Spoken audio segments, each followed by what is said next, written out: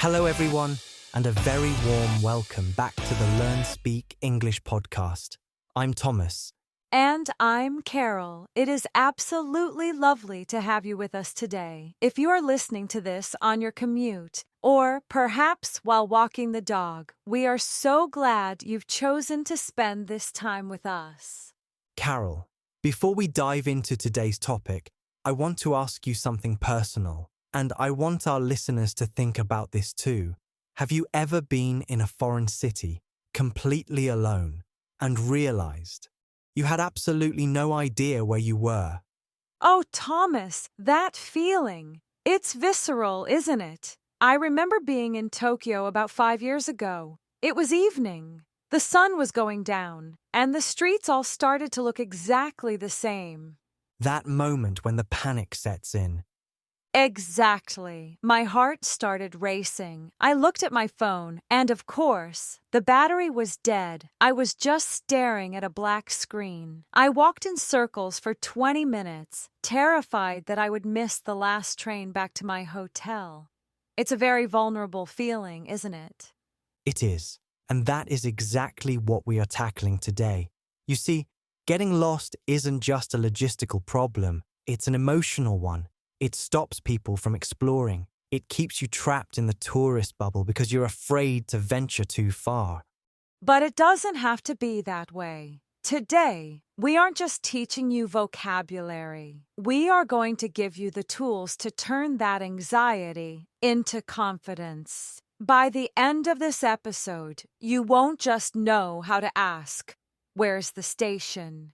You'll know how to connect with locals, understand their rapid-fire answers, and actually enjoy the interaction. We are going to bridge the gap between "I hope I find it" and "I know exactly where I'm going." We'll be looking at polite persuasion, how to get people to stop and help you, and how to decode the fast English you hear on the street. So, if you've ever felt that knot in your stomach when you step off a map, stay with us. This episode is for you. Learn, Speak, English, the podcast. Now, Carol, when most students learn directions, they learn the basics. Where is the bank? Go left. Go right. Which is fine for a textbook, but in the real world, if you walk up to a busy Londoner and just say, "Where is the bank?" what happens? They probably keep walking. It feels aggressive. It feels like a demand. To get what we need, which is help, we need to use a little psychology. We need to be polite, yes, but we also need to acknowledge that we are interrupting their day. Right. We need to build a tiny bridge of empathy before we ask for the favor. Let's look at a quick example of how not to do it. Let's imagine a tourist. Let's call him Impatient Paul. Listen to this. Hey, you. Where's the art gallery? I don't know, mate. Look at a map. Ouch. That was painful. It was. Paul failed because he didn't value the stranger's time. He didn't offer any respect, so he received no help. Now, let's listen to the real dialogue we prepared for today. This is Mark. Mark is smart. He knows that to get a good answer, he needs to be charming and humble. He is looking for the city art gallery, and he stops a local woman named Sarah. I want you to listen to the very first thing Mark says. He doesn't ask for the location immediately. He does something else first. Listen closely. Excuse me, sorry to bother you. Could you help me out for a second? Sure, no problem. What do you need? I'm a bit turned around. I'm looking for the City Art Gallery. Is this the right way? Oh, you're actually walking in the wrong direction. But don't worry, it's not far. Oh, really? I thought it was just down this street. No, look, you need to turn around and go back to the main traffic lights. Do you see that big bank on the corner? Yes, and the one with the blue sign. That's it. Cross the street there and carry on straight for about 2 blocks. Then take the second turning on your left. Okay. Traffic lights. Cross the street. Go straight. Then second left. Exactly. Walk past the library and you'll see the gallery right in front of you. You can't miss it. That sounds easy enough. Thanks a lot for your help. You're welcome. Enjoy your visit. Okay, that was a masterclass in social interaction. Carol, let's break this down. Absolutely. Let's start with the hook. Mark said, "Excuse me. Sorry to bother you." This is crucial. By saying sorry to bother you, he is acknowledging that Sarah is busy. He is disarming her. It's a small psychological trick that makes the other person say, "Oh, it's no bother at all." It's almost like you are apologizing for your existence in their space, which sounds very British, doesn't it?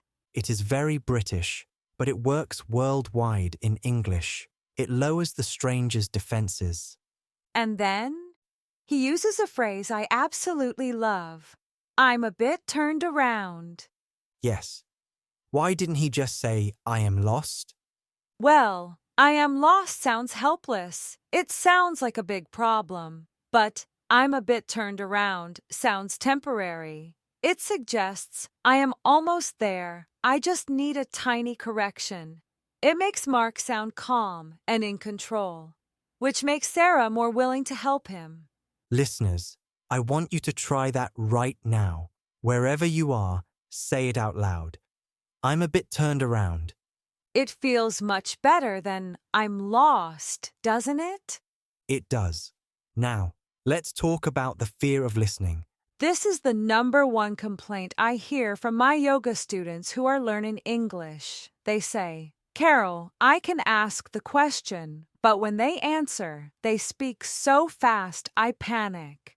That is a very real pain point. You ask a question and you get a wall of sound in return. But notice what Sarah did and how Mark responded. Sarah used landmarks. She said, "Do you see that big bank on the corner?" This is the secret. When you are listening to directions, stop trying to understand every single word. Don't focus on the prepositions yet. Focus on the visual anchors. Visual anchors. I like that. Yes, the bank, the traffic lights, the library. If you can identify the objects, your brain will fill in the movement between them. Mark confirmed this. He asked, "The one with the blue sign?" That was smart. He forced a confirmation. He didn't just nod and pretend to understand. He checked. Never pretend to understand directions. If you nod and walk away, you will be lost again in 2 minutes, and then you'll feel even worse. It is much better to ask for clarity now. I'd love to ask our listeners, have you ever nodded and pretended to understand, only to walk around the corner and realize you had no idea where to go? I certainly have. If you're listening on a platform that allows comments, drop a yes in the comments. We've all been there. Let's go deeper into the logic of the movement. Sarah used some very specific phrasal verbs. She said, "Carry on straight." Carry on. It's so common in the UK. It just means continue. You might also hear keep going. And she said, "Take the second turning on your left." Note the word turning. In the US, they might say take the second left. In the UK, we often say take the turning. It's good to be aware of both. And finally, the promise. She gave him a reward at the end. She said, "You can't miss it." This is a reassurance technique. She is telling him, if you follow these steps, success is guaranteed. It gives Mark the confidence to walk away. So, we have a formula here. Polite opening. Sorry to bother you. Soft problem. I'm turned around. Visual anchors. The bank. The lights. Confirmation. The blue sign. Exactly. Now I want to play the dialogue one more time. This time, imagine you are Mark. Feel the relief of someone actually helping you. Listen for the rhythm of their voices. Excuse me, sorry to bother you. Could you help me out for a second? Sure, no problem. What do you need? I'm a bit turned around. I'm looking for the City Art Gallery. Is this the right way? Oh, you're actually walking in the wrong direction. But don't worry, it's not far. Oh, really? I thought it was just down this street. No, look, you need to turn around and go back to the main traffic lights. Do you see that big bank on the corner? Yes, and the one with the blue sign. That's it. Cross the street there and carry on straight for about 2 blocks. Then take the second turning on your left. Okay. Traffic lights. Cross the street. Go straight. Then second left. Exactly. Walk past the library and you'll see the gallery right in front of you. You can't miss it. That sounds easy enough. Thanks a lot for your help. You're welcome. Enjoy your visit. You know, Thomas, there is another side to this coin. Sometimes we are the ones giving directions. That's true. And that is a wonderful moment. When a tourist stops you in your own city and asks for help in English, it's a huge ego boost, isn't it? It validates your skills. But it can be pressure too. Suddenly, you have to think fast. Let's try a little simulation. I want everyone listening to visualize their own neighborhood. Picture your home. Now, imagine someone asks you, where is the nearest supermarket? Don't think about the grammar. Picture the route. What is the first landmark they see? Is it a park? A gas station? If you can visualize the landmark, the English will follow. Go to the gas station. Turn left. Simple is better. You don't need complex poetry here. You need clarity. I actually have a little challenge for our listeners. Later today, or perhaps tomorrow, look at a map of your city. Pick 2 points. Practice describing the route out loud in English. Record yourself on your phone. That is a fantastic idea. Listening to your own voice is the fastest way to improve. You'll hear where you hesitate.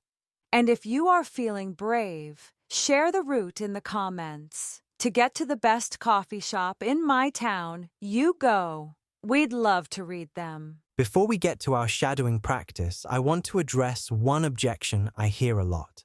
Thomas, I have GPS. I have Google Maps. Why do I need to talk to people? Oh, the technology trap.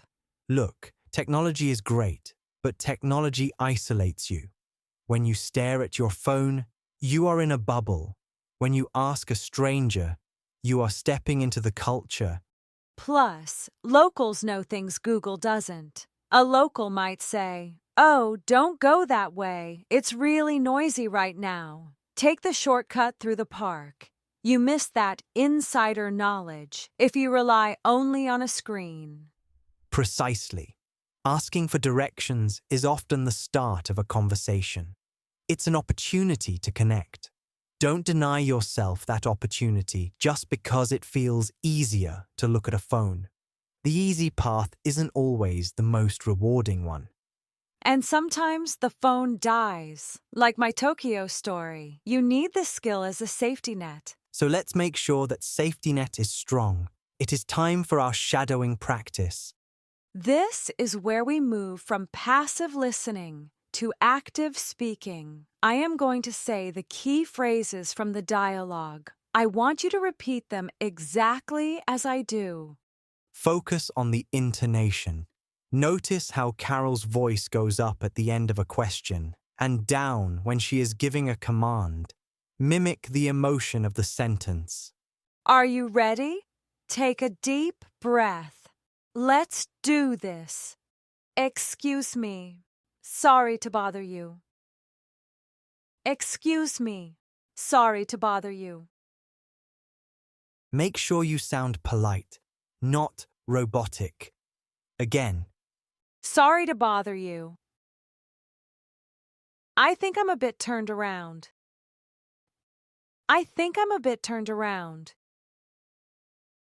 Could you point me in the right direction? Good. Now the instructions. Visualize the movement. Cross the street and carry on straight. Carry on straight. Take the second turning on your left. Walk past the library. It's just around the corner. You can't miss it. You can't miss it. I love that one. Say it with confidence. You can't miss it. Fantastic work. I hope you are actually speaking out loud. If you are on the bus and people are looking at you, just smile. You are learning. Tell them you are practicing to be a world traveler. We have covered a lot today. We talked about the psychology of politeness, the importance of visual landmarks, and why asking for help is actually a superpower, not a weakness.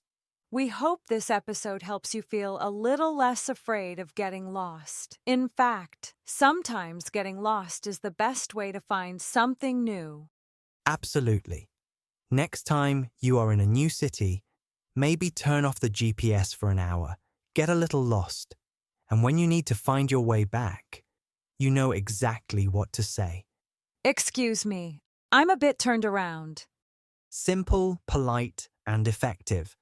Thank you so much for tuning in to the Learn Speak English podcast. If you found value in this episode, please do us a small favor. Subscribe to the show so you don't miss next week's lesson, and share this episode with a friend who loves to travel. Your support helps us keep creating these lessons for you. We really appreciate it. Have a wonderful week, everyone. Go out there, get lost, and find your way back. See you in the next episode. Bye. Bye, everyone.